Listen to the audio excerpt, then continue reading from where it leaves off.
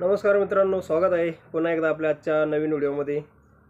तर आजचा आपला जो व्हिडिओ आहे हा आहे 20 रेन पाईप जो आहे त्यावर व्हिडिओ आपण बनवतोय, कारण आता कांद्याच्या लागणे आपल्या चालू झालेले आहे। त्याच्यामुळे हा व्हिडिओ जो आहे तो खास बनवतोय, कारण आपण आता 1 एकरासाठी आपण रेन पाईप आथरलेले आणि ते पण तुम्हाला मी पुढे व्हिडिओमध्ये दाखवणार आहे की त्याचा कसा रिस्पॉन्स भेटतोय आणि कशा प्रकारे पूर्ण रान भिजते। कारण आता हे जे रान आहे आपण फक्त 150 फुटापर्यंत सारे ओढलेले याच्यामध्ये आणि डायरेक्ट रेन पाईप आथरलेले, कुठेही आपण याला दांडवरमे केलेलं नाही, कारण पूर्ण आपण जे कांदे हे रेन पाईपवरच भिजवणार आहे। तर चला आता तुम्हाला पुढे व्हिडिओमध्ये दाखवतोच मी की आपण कशा पद्धतीने बनवलेलं आहे आणि आता एकरी याला किती खर्च येणार आहे हे तुम्हाला याच्यामध्ये सांगून देतो। एकरी आपल्याला कमीत कमी आहे ना 11 ते 12 बंडल लागणार आहे। जर आता ते तुमच्या साईजवरून अवलंबून राहणार आहे की तुम्ही 5 फूट बेड घेताय का 4.5 घेताय 4 घेताय, त्या हिशोबाने तुम्हाला बंडल कमी जास्त लागू शकतात। ते एक लमसम तुम्हाला 12 बंडल ते 11 बंडल अशा पद्धतीनं बंडल लागणार आहे 1 एकरासाठी। 1 एकरासाठी जर समजा आपण 12 बंडल घेतले तर एक 400 ते 380 या रेट आहे बंडलचं जी किंमत आहे ती। तर आता तुमच्या एरियानुसार 10-20 रुपये इकडे तिकडे होऊ शकतात।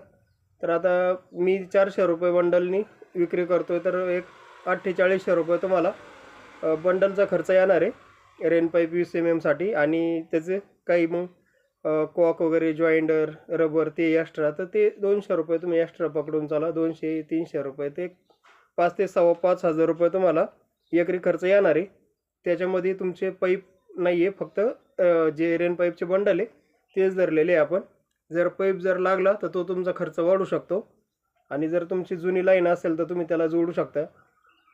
त्याच्यामध्ये आता तुम्हाला 2 प्रकारे करता येईल, एक तर PVC पाईप टाकून पण करता येईल किंवा मग डायरेक्ट जो घडीचा पाईप आहे आपला जो ड्रिपसाठी येतो तो पण वापरता येईल। तो 200 फुटाचा बंडल 1800 ते 2000च्या आतमध्ये आपल्याला भेटून जातो।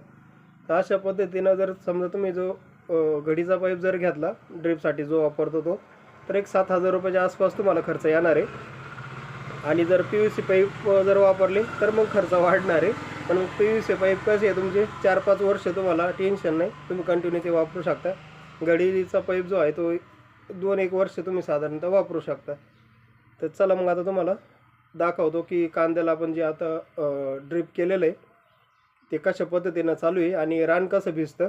त्याच्यामुळे काय होतं, आपला खर्च वाचून जातो। याच्यामध्ये तुमचा काय काय खर्च वाचतो माहिती आहे मित्रांनो, याच्यामध्ये तुमचा रान बांधायचा खर्च वाचतो आणि सारे पाडायचा जो ट्रॅक्टरचा काय खर्च आहे तो वाचतो। म्हणजे एक 3-4 हजार रुपये तुमचा वरचेवर हा खर्च वाचून जातो। तर ते पैसे तुम्ही इकडं रेन पाईपमध्ये ड्रिपसाठी खर्च करू शकता। म्हणजे जो रान बांधायचा तो खर्च आहे तो येत नाही। तुम्ही डायरेक्ट रोटरी मारून जरी कांदे लावले त्याच साऱ्यामध्ये, त्याच्यातच जर ड्रिप आथरलं तरी पण चालतं, कारण आपल्याला पाणी भरायचंच नाही आहे। आणि हा रेन पाईप आपण कसा वापरणार आहे, पहिले 2-3 पाणी तुम्ही वर उडून वापरणार आहे आणि त्याच्यानंतर जे पाणी आहे ते आपण रेन पाईप जो आहे म्हणजे ड्रिपचा जो पाईप आहे तो उलटा करणार आहे, म्हणजे तो जागेवर पाणी पाडणार आहे, म्हणजे कोमात पाणी जाणार नाही आणि त्या पद्धतीनं ते आपलं चालणार आहे। त्याच्यामुळं काय होणार आहे, पाणी जागेवर तुमचा जो काय 4 फुटाचा जो आता रोटरीचा जेवढी साईज आहे 4-4.5 फूट तेवढंपर्यंत कंप्लीट भिजणार आहे। त्याच्यामुळं सारे ओढायची गरज नाही आणि दांड बांधायची गरज नाही आहे, तो खर्च वाचणार आहे। तर तो खर्च आपण इकडं रेन पाईपमध्ये गुंतवायचा आहे।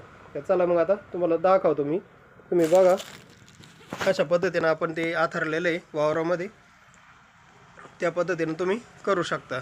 काही तुमचे जर प्रश्न असतील तर तुम्ही मला कमेंट करून विचारू शकता। जर तुमची काही पण अडचण असेल किंवा लक्षात नाही आलं तर मी तुम्हाला कमेंटमध्ये सांगून देईन। चला पाहूया व्हिडिओ पुढं।